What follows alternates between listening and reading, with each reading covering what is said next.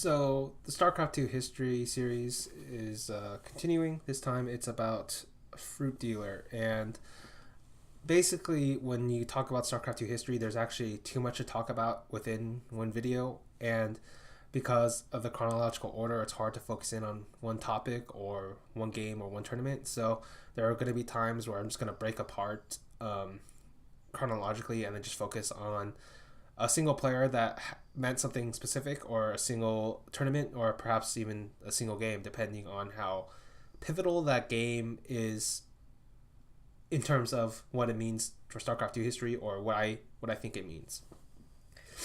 So this is about Fruitdealer, and Fruitdealer is the first GSL champion in StarCraft 2 history. He's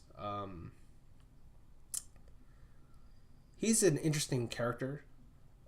From what little we know about him, because obviously he's in Korea, there wasn't very much coverage as to, or interviews as to what he was about, or what he did, or why he did it. But what we do know is that he was a Brood War player. He had gotten good enough to actually be fielded in Pro League. He disliked the life. He quit, became a actual fruit dealer, which is like a fruit vendor on the street selling fruit to people. And then when StarCraft 2 came out, he gave it one more try. And then he won the entire thing. And the first run from him from GSL Open is considered an inspirational run. Obviously, it's because all the Zergs were dying. Zerg itself was a really weak race. On top of that, it had a terrible map pool. But Fruitdealer was able to overcome all of that, and he was able to win. And this is where we get into Fruitdealer as a player. Why was he able to win? And I'd have to say, looking back through the VODs, looking at the games, the reason he was able to win was because he had the two strengths he needed. First was the fact that he was unafraid to cheese people, and this actually gives him an edge in beta, because obviously in beta, it's not really beta, but like in the early parts of StarCraft 2, aggressive builds are naturally going to be stronger during then, because nobody really knows how to deal with them.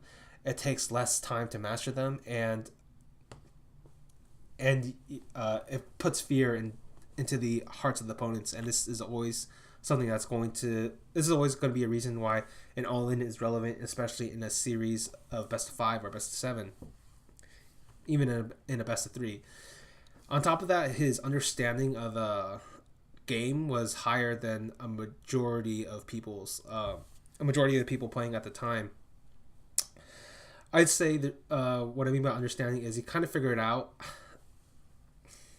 how some of the unit compositions could work. And obviously this was before Marine King kind of blew open the doors with Marine Split. And this is important because he used a lot of Baneling drops. He used combinations of Lings and Roaches, which actually is nobody really found out, but that actually is a very strong kind of combination, because obviously with the Roaches, you have the longer range, and then with the Zerglings, you can kind of surround and like fuck up the movement of the enemy troops. And on top of that, with the Baneling drops, you can kill them that way. And they kind of support him when he goes into Ultras or when he goes into Mutalisk. And he understood the movements of the map, so when he actually got into those mid games, late games, he was usually the better player during that time. Now, what the fuck happened to Fruitdealer? Why did he fall off? And for how long was he good? I'd say he was good for the first 3 seasons, open seasons. But it's kind of clear, and even his origin story of him becoming a Brood War player and then quitting because he didn't like it anymore because it was too much work, it's kind of implied, it's kind of proven in his career as a StarCraft 2 player, because he kind of stopped working. There was interviews of him I have problems with drinking. Apparently he drank a lot, drank before games, drank at LANs, whatever. And then there were problems of him practicing. I remember there was some podcast where it was Artosis, Idra, might have been State of the Game, might have been something else, but basically they're talking about Idra's relationship with Fruitdealer, because he and Fruitdealer were respected each other. And he said, oh yeah, sometimes what would happen is Fruitdealer would ask me questions, or he asked me to play a game, and then he'd just watch me play a game, oh, I get it, and then he'd just leave. But basically, it's kind of like the implication here is like Fruit Dealer himself wasn't a hard grinder, but he had a very strong understanding of how to play the game, of how the game kind of worked, and could kind of like improv it if he saw somebody else do it in a way. So that's kind of Fruit Dealer in a nutshell, and that's also why he starts getting more and more aggressive as the seasons go on, because like I said, it's easier to do all-ins, it's easier to master them, it's easier to learn them, and it takes less time to grind out and the understanding of the macro game, and that's where like Fruit Dealer kind of like broke apart. And then once 2011 starts, he has a downfall, and I think he's basically just boosted by the fact like the Code S system was like really fucked up back then, where he had to like it was very hard to get dropped out in the earlier seasons. I will say his last good game comes in Korea.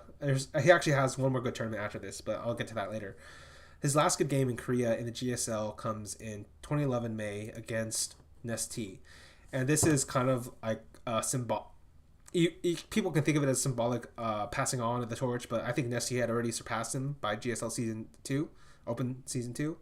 But in any case, Nest-T and Fruit Dealer plays Zerg vs Zerg, and it's actually the best Zerg vs Zerg match up to that point, where it's kind of clear both of them understood the matchup, both of them had a strong understanding, and they played against each other very well.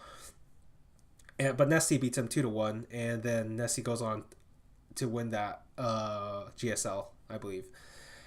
And basically, you don't see Fruit Dealer again until the very end of 2011. At this point, we know for a fact that he was just only playing League of Legends. He was about to transition into a League of Legends coach for StarTale, I believe. And so he gets one last chance at IEM New York, and this is actually a hilarious event. It's not like there were that many strong players. It's just what Fruit Dealer did. So what Fruit Dealer did was Fruit Dealer just came up with a new build one day. He's like, oh, I'm gonna go two base Ling Hydra into something else. Sometimes Mutas could have been Nidases at times, but basically that's what he did. And then he got out of the groups in second. He beat Killer. He beat Gatorade in the finals with Gatored. It doesn't really matter because that's literally Gatored's only achievement in the entire history of StarCraft 2, so it didn't really matter. But what did matter was like he got to the finals of this IEM New York, and he played Dongregoo, and he actually went up 2-0 on Dongregoo, and probably could have closed out the series, except but Dongregoo fought back, and Dongregoo won it 3-2. And Dongregoo, as we know, by that time was going to become the best Zerg player in the entire world very soon, if he wasn't already. So that's just kind of how it ends for Fruit Dealer, but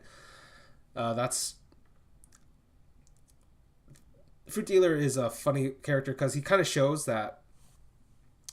Well, first off, like I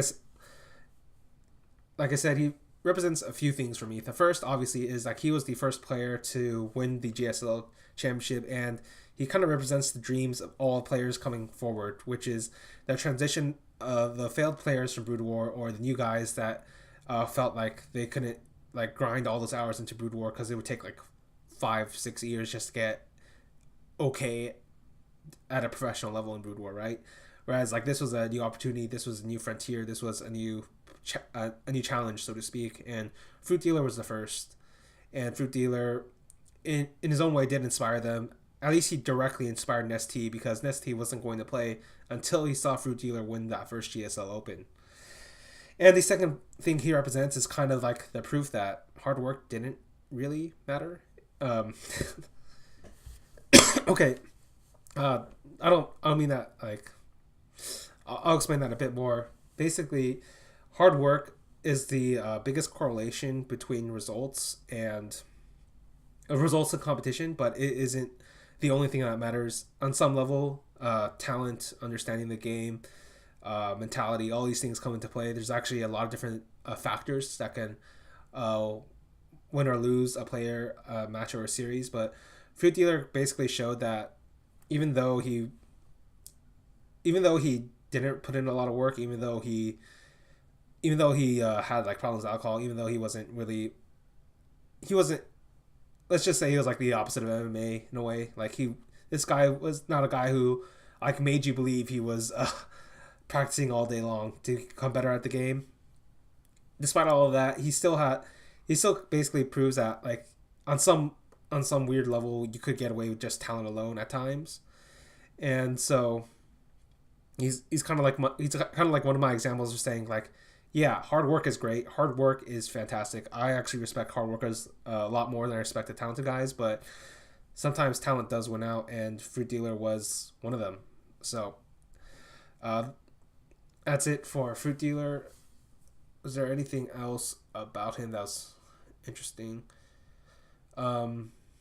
Basically, none of the stuff he... Okay, here's the final point is most of the stuff he doesn't actually get adapted into the meta.